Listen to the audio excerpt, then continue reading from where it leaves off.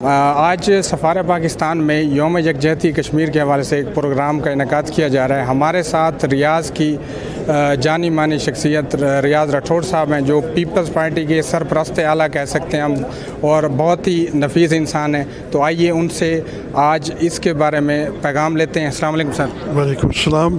بسم اللہ الرحمن الرحیم۔ آج یوم یکجہتی کشمیر ہم منا رہے ہیں یہاں پہ سفارتخانہ پاکستان میں۔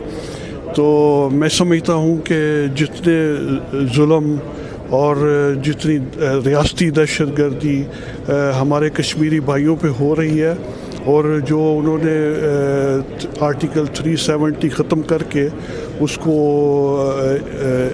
پورے علاقے کو ایک بڑی جیل کے طرح بنا دیا ہے، تو اس کی ہم پرزور مذمت کرتے ہیں۔